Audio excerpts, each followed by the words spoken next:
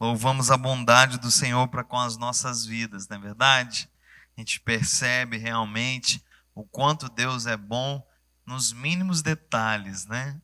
Às vezes não é só com uma manifestação grandiosa que a gente se dá conta.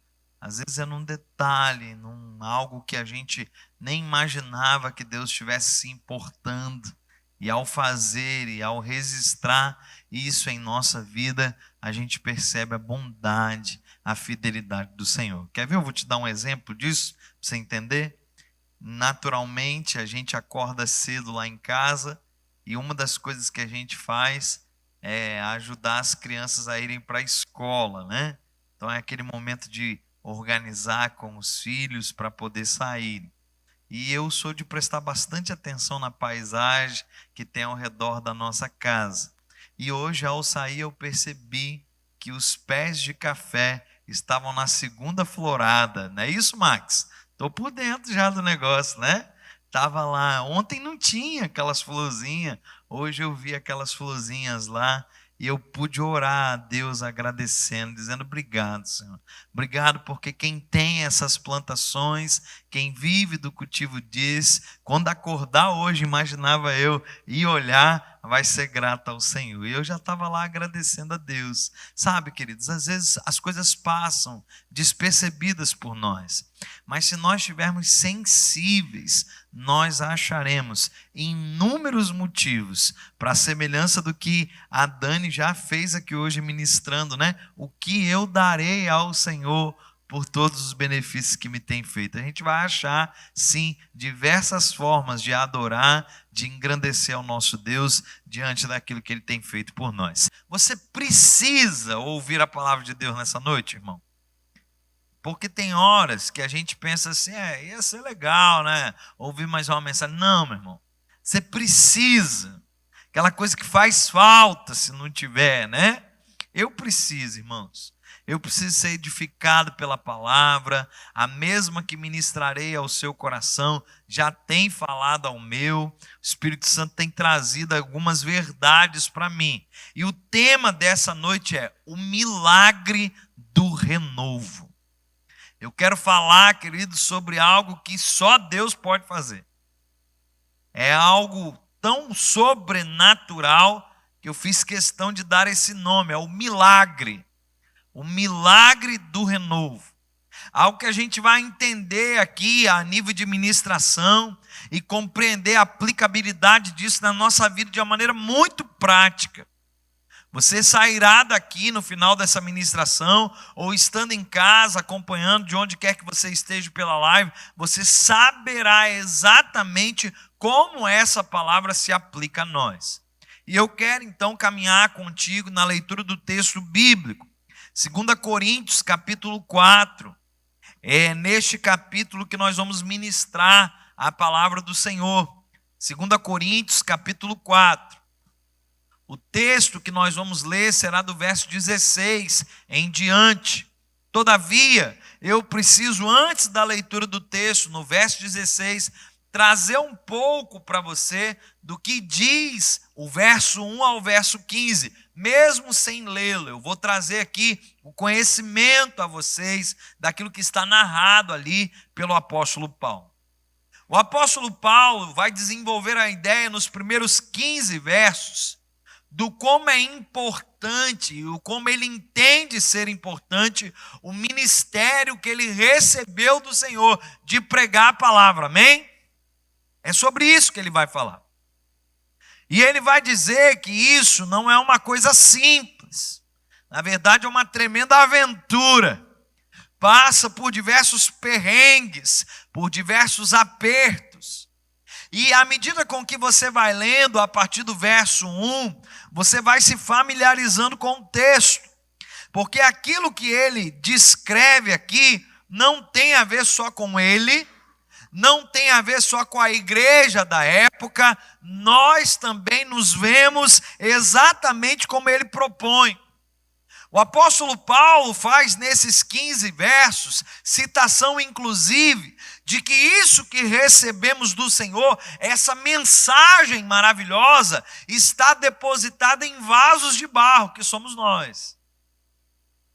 É uma estrutura, irmão, tão limitada, quem nós somos, diante de algo tão sobrenatural, que é o Evangelho de Cristo.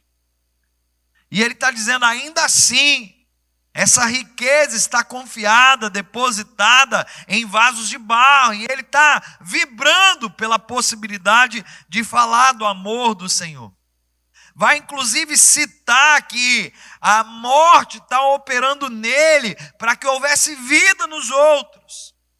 E aí, quando a gente vai chegando em versos mais comuns, a gente percebe que essa se faz uma aventura exatamente pelo grau de dificuldade que é levar o Evangelho, que é pregar a palavra do Senhor. Eu vou fazer menção de um verso, de todos os 15 que poderia fazer, leio 2 versos, verso 8 e verso 9, para que você compreenda como se fosse colocando uma cereja no bolo do que diz os 15 primeiros versos. Então, 2 Coríntios, capítulo 4, versos 8 e verso 9, diz assim: em tudo nós somos atribulados, porém não angustiados. Nós ficamos perplexos, porém não desanimados. Nós somos perseguidos, porém não abandonados. Somos derrubados, porém não destruídos.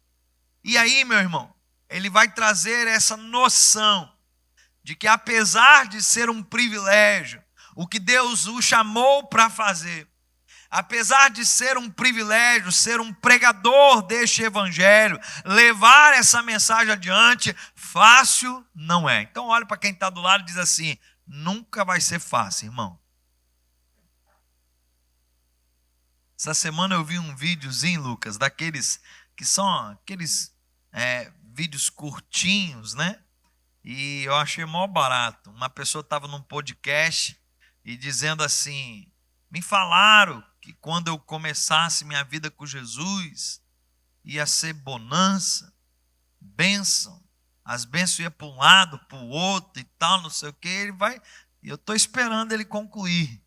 E aí ele olhou e falou bem assim: mas mentira, faltaram com a verdade, não tem nada a ver com isso. E de fato, queridos, evangelho tem muito mais de seriedade do que o mundo lá fora possa imaginar. O apóstolo Paulo não está chateado em ter sido comissionado por Deus, em ter recebido o apostolado. Ele não está descontente em pregar o evangelho, mas ele está consciente. Olhe para mim e repita: consciência. Consciência é o que nós precisamos. De saber que a nossa vida não é simples. Que viver o ministério não é fácil. A Lu, de vez em quando, comenta comigo quando quer saber como está a minha rotina, meu dia. De vez em quando ela diz assim: nossa, pastor, pastorear é uma aventura, né? E eu falo: ninguém conta isso nos bancos de seminário. Mas quando você vai viver na prática, você sabe que não é algo tão simples assim. Porque trouxe tudo isso como preâmbulo, como introdução da nossa reflexão, para que você compreenda aquilo sobre o qual eu vou ministrar nessa noite. E será, queridos, sobre esse milagre que acontece do renovo. Algo que só o Senhor pode fazer por nós. Por isso, a partir do verso 16, agora sim eu começo a ministrar a palavra. E no verso número 16, inicia-nos dizendo: por isso não desanimamos. Amém, irmão? Por causa daquilo tudo que está escrito até o verso 15. Conjunto da obra, o apóstolo Paulo conclui dizendo assim: por isso não desanimamos. A gente é perseguido, mas ninguém vence a gente. Derruba, mas a gente levanta de novo. E nesse histórico inteiro, ele diz: não adianta, a gente não desanima. Meu irmão, que coisa fantástica é ser igreja do Senhor.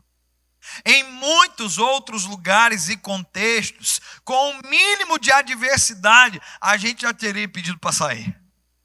Não dava para a gente.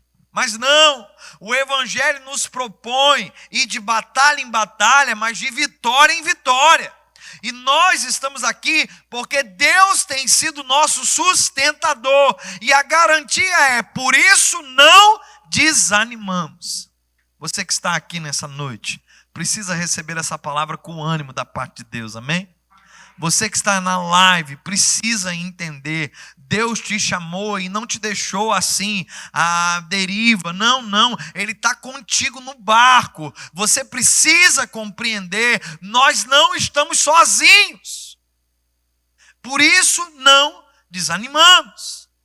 E é maravilhoso pensar junto com o apóstolo, porque ele põe um contraponto a partir dessa informação, e ele diz assim: pelo contrário, ou seja, ao invés de desanimarmos, tem uma outra coisa que a gente vive. É pelo contrário, mesmo que o nosso ser exterior se desgaste, o nosso ser interior se renova dia a dia. Aleluia, glória a Deus.